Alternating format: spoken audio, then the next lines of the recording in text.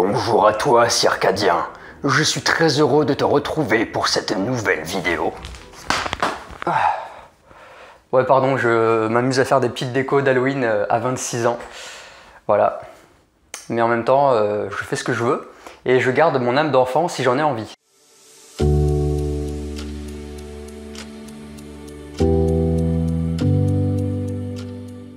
Salut à toi cher circadien, j'espère que tu as la forme. Je suis très heureux de te retrouver pour cette nouvelle vidéo et aujourd'hui on va parler de digestion. Qu'est-ce qui se passe dans nos intestins? Mais avant de commencer la vidéo, tu es libre de recevoir gratuitement mon e-book qui s'appelle les 5 outils pour retrouver son énergie en vivant conformément à la nature. Et tu peux aussi avoir accès à une vidéo gratuite issue de mon programme Calme Intérieur qui est un programme en ligne destiné à apprendre à mieux maîtriser tes émotions, à gérer ton stress, ton anxiété et te redonner une vitalité et une énergie de dingue sur la journée. Je vais mettre les liens en bas dans la description, en bas de la vidéo, tu pourras choisir les deux ou un comme tu veux. Donc dans cette vidéo, on va parler de la digestion qui est quelque chose de très important pour notre santé, notre vitalité, notre niveau de bien-être. Et très peu de personnes savent que la digestion va avoir un impact radical sur notre performance, nos performances intellectuelles et cognitives, notre capacité de mémoriser, d'être concentré, notre clarté mentale, notre niveau d'énergie bien évidemment sur toute la journée, notre vitalité, notre sommeil également, nos performances physiques, notre humeur, ça c'est très important. Si on a un mauvais système digestif, si on a des ballonnements, si ça va pas à l'intérieur, on va vraiment pas être de bonne humeur, on n'aura pas la joie de vivre, on sera pas enthousiaste. Et bien évidemment sur notre système immunitaire parce que le système immunitaire est en grande partie dans les intestins. Donc l'intestin est considéré comme le deuxième cerveau de l'organisme, voire même le troisième parce qu'on compte aussi le cœur qui contient beaucoup de neurones. Et l'intestin grêle, le côlon, etc. contiennent des milliards de neurones, donc c'est un vrai réseau incroyable. Et c'est là où est produit majoritairement également la sérotonine qui est l'hormone du bien-être. C'est pour cela donc que si on est ballonné, si on est constipé, si on a des gaz, si on a envie de faire caca mais qu'on ne peut pas le faire de suite, eh ben on se sent irrité, on se sent de mauvaise humeur et on se sent vraiment pas bien. Et je pense que tu l'as déjà vécu d'avoir une bonne envie de faire caca, hein, je vais parler crûment. Si tu as une bonne envie de faire caca mais que tu n'as pas la possibilité là dans l'immédiat d'y aller, eh ben tu ne penses qu'à ça, tu n'as que ça en tête, tu es irrité, tu es de mauvaise humeur, tu as une seule envie, c'est d'aller la déposer.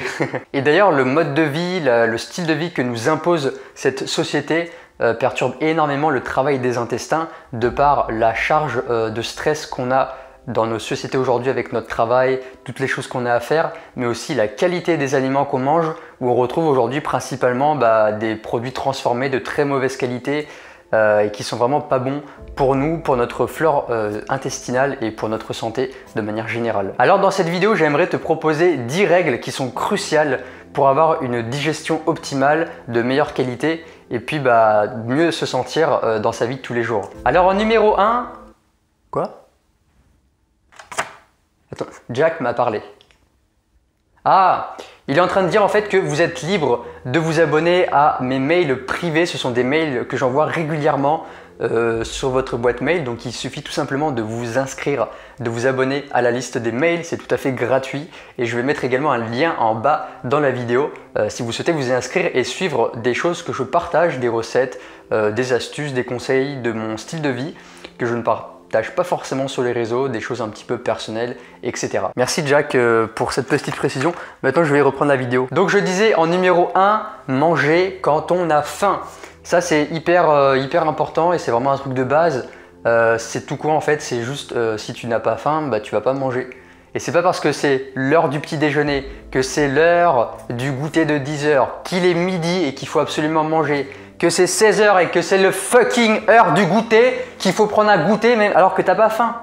C'est juste une question de bon sens. Mais aujourd'hui, la société nous a imposé des horaires. Donc il faut prendre le petit déjeuner à 8 h. Et puis à 10 h, on a un petit encas. Et puis à midi, c'est la pause du midi, donc on va manger. Et puis à 16 h, c'est le petit goûter. Allez, venez les enfants, venez, prenez un petit pitch. Voilà, une petite barre de gâteau. Et puis à midi, le soir, on va prendre un petit dîner avant d'aller se coucher. Donc encore une fois, Arrêtez d'écouter ce que disent les publicités, les médias, les paquets de céréales qui disent qu'il faut prendre les céréales le matin, nanana. Tu manges quand tu as faim. Si tu n'as pas faim, c'est que tes intestins ne sont pas prêts à recevoir des aliments. Donc ça, c'est vraiment un pilier de base, c'est vraiment quelque chose de fondamental. En numéro 2, manger dans le silence. Sans source de distraction, sans stress et dans le calme. Donc très important. Oui, parce qu'ils sont en train de manger, excusez-moi. Non, pour être un peu plus sérieux quand même. Arrête tes conneries, Dylan. Pour être un petit peu plus sérieux, il est schizophrène.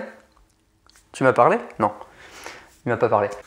Donc je disais, manger dans le calme, sans distraction. Donc on ne mange pas devant une télé, en scrollant sur son téléphone, en étant stressé, en parlant de boulot, en parlant de choses anxieuses. Il faut savoir que quand on est vraiment concentré sur notre nourriture, quand on est en espèce de méditation, en pleine présence, on va beaucoup mieux assimiler les nutriments. La digestion va être beaucoup plus fluide, beaucoup de meilleure qualité parce qu'en fait on va être pleinement dans l'instant présent. Si par exemple, et ça je l'ai déjà dit dans d'autres vidéos et dans mes posts Instagram, etc. Si par exemple tu es en train de manger et de regarder la télé en même temps, tu as ton attention, ton point de conscience qui est sur la télé et qui n'est pas en train de regarder, de bien palper, de bien goûter les aliments et d'être présent à ce que tu fais.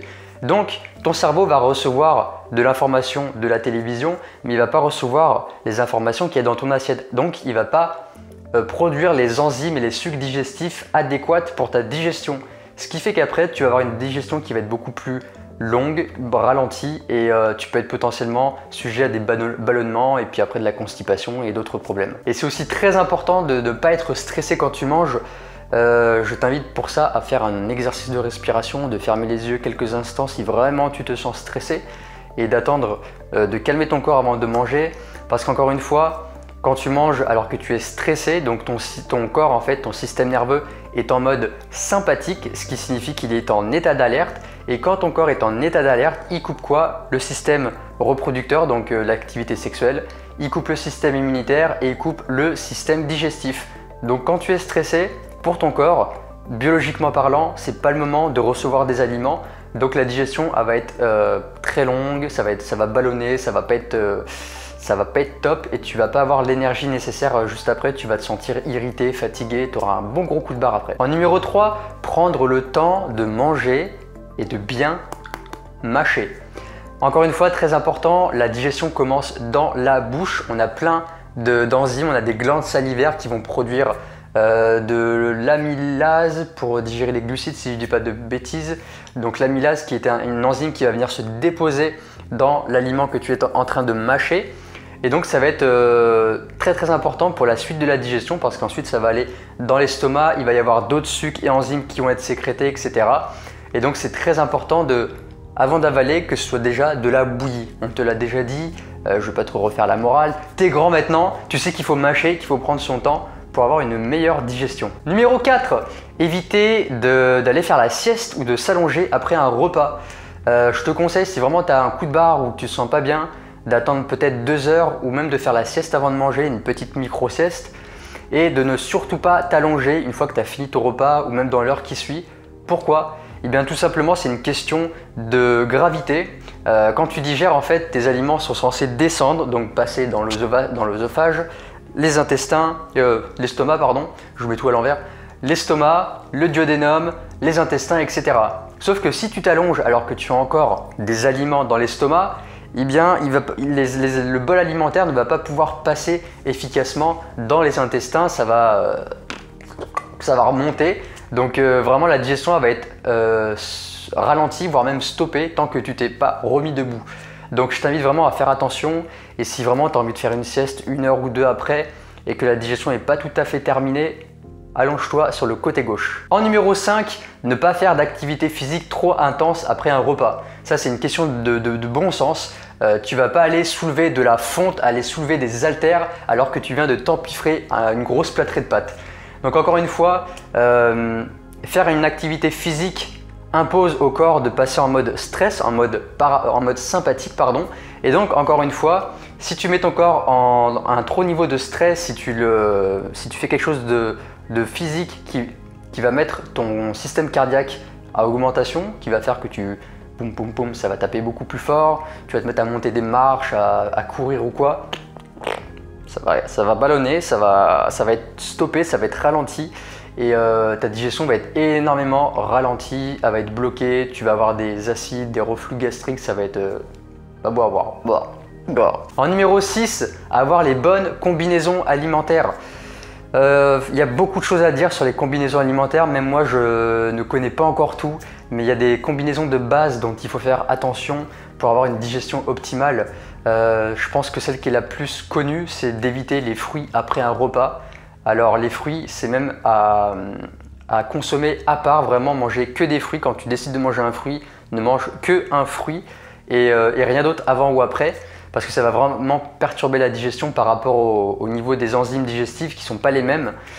Éviter également de consommer par exemple une viande avec des pâtes, avec du blé, avec un glucide complexe qui va venir encore une fois ralentir la digestion. Qu'est-ce qu'il faut éviter d'autre? Encore une fois, les produits laitiers avec le poisson par exemple ou de la viande, se faire une bonne entrecôte de bœuf et puis après on finit avec un petit dessert bien franchouillard avec un morceau de pain et du fromage. Là c'est le meilleur moyen pour avoir une digestion qui dure 6 heures et ça va ballonner, après tu as un coup de barre et après tu n'es vraiment pas bien. Il y a plein de combinaisons alimentaires. Les meilleures combinaisons alimentaires que je peux te conseiller, ça va être si tu manges de la protéine animale, de la consommer avec une bonne source de lipides et avec des légumes. Tu peux consommer par exemple des glucides avec des légumes ou avec des œufs, du tofu, quelque chose qui est plus facile à digérer. Et pour ce qui est des fruits par exemple, quand je me fais des bols de fruits le matin, je mange que des fruits avec un petit peu de graines, un petit peu d'oléagineux et des fois un petit peu de coco râpé et une petite lichée de miel. Mais évitez vraiment de faire des mélanges avec les fruits parce que ça va vraiment venir interférer avec la digestion et avec les autres produits que tu auras consommés. En numéro 7, laissez au minimum 4 à 5 heures, ça dépend de la quantité de ce que tu as mangé. Je dirais environ 4 heures entre chaque repas. C'est vraiment une idée, un truc un peu à la con quand j'ai commencé la musculation, c'était de manger tous les 3 heures sous peine d'être en catabolisme et de devoir absolument apporter des protéines. Et ce qui fait en fait qu'on ne laisse jamais le système digestif au repos et que très probablement, par exemple quand je prenais mon petit déjeuner le matin et que je reprenais une collation 2-3 heures après, la digestion n'était pas terminée, donc en fait tu redonnes des aliments à ton estomac, à ton système digestif alors que lui il n'a pas fini son boulot et en fait tu fais ça toute la journée, constamment manger, grignoter, etc. Donc en fait tu fous un bordel monstre dans tes intestins, ça ballonne, il y a de la putréfaction. Après tu te sens pas, tu as des coups de barre, tu te sens pas, c'est un peu le brouillard mental là-haut. Vraiment faire très important de laisser 4 heures au moins. Et limite je dirais en fait, dès que tu sens que tu as faim, que ton estomac vraiment est vide et que tu ressens limite une petite fringale, là tu peux remanger et prendre une petite collation. Moi par exemple je fais 3 repas par jour qui sont espacés entre 4 à 5 heures, voire même 6 heures des fois. Mais des fois je mange par exemple vers 16-17 heures un fruit si j'en ai envie, où je me fais un petit lait d'or avec du lait végétal, un peu de miel, un peu de curcuma, si vraiment je sens que j'ai faim et que j'ai besoin de manger. Mais sinon je laisse vraiment de la marge à mon système digestif le temps qu'il ait bien fini de consommer le dernier repas. Et ce que je peux même te conseiller, si des fois vraiment tu sens que tu n'as vraiment pas faim, que tu es ballonné, c'est de sauter un repas et de faire un espèce de petit jeûne intermittent pour laisser vraiment du repos à tes intestins. En numéro 8, qu'est-ce que tu fais toi? En numéro 8, le soir, le dîner du soir, le manger au moins avant, je dis n'importe quoi, le manger au moins 2 heures avant d'aller se coucher. Hyper important encore une fois, ce que je disais tout à l'heure, si tu manges et qu'après tout de suite tu vas aller te coucher, tu vas être allongé, la digestion va être stoppée par rapport encore une fois à l'effet de gravité et la digestion va être très longue, très lente et donc du coup ton corps, ton système digestif va passer toute la nuit à digérer alors qu'il est censé se reposer et qu'il est censé mettre de l'énergie justement pour la régénération des cellules, pour détoxifier ton cerveau et remettre un petit peu ton corps à zéro. Donc très important, le soir on prend un repas pas trop lourd, pas trop riche en graisse, pas trop riche en protéines.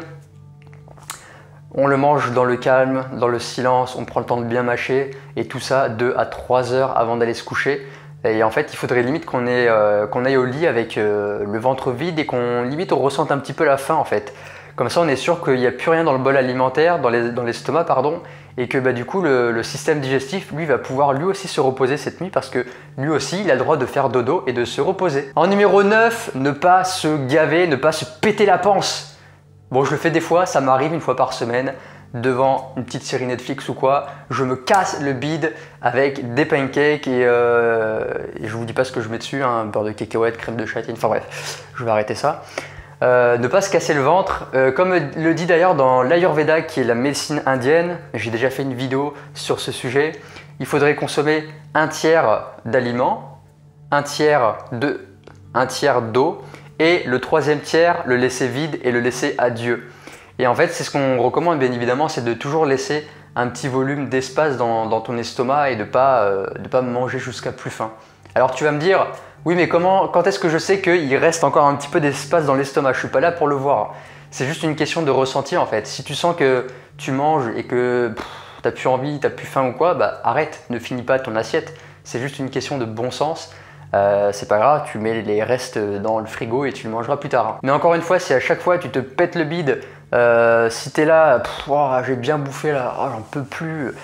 Bon, en fait, techniquement, il fallait en fait t'arrêter avant parce que là, ce qui va se passer, c'est que la nourriture que tu as consommée pour avoir de l'énergie, justement, parce qu'on mange pour avoir de l'énergie, et bien là, justement, toute ton énergie elle va être dans la digestion et donc après, tu vas avoir un coup de barre, tu vas être léthargique. Et en fait, le fait d'avoir un estomac bien trop dilaté va entraîner de la léthargie, de l'inertie mentale. Et tu as remarqué, après un beau repas de famille, c'est pas le moment vraiment de faire des activités intellectuelles parce qu'on est un petit peu KO, on a envie de faire la sieste. On a juste envie de se poser et faire dodo. Et en numéro 10, pour terminer, c'est aussi un fondamental, c'est bien évidemment ne pas consommer de produits transformés, des produits industriels, plein de pesticides, etc. En clair, manger des aliments qui sont bruts, qui sont vivants et de préférence bio. Donc là, je ne vais pas encore te faire la morale, mais tu sais très bien que tout ce qui est chips, les gâteaux, les sucreries, les céréales, Choc à Pic, Nutella, les biscuits, les cracottes, les machins, tout ce que tu veux, les pâtes, tout ce qui est transformé, c'est pas le top pour ta digestion. Je te recommande bien évidemment de cuisiner, de prendre le temps pour préparer des repas à l'avance, de manger beaucoup de fruits, beaucoup de légumes, d'oléagineux, des graines germées, un petit peu de crudité. Là, on va rentrer en automne-hiver.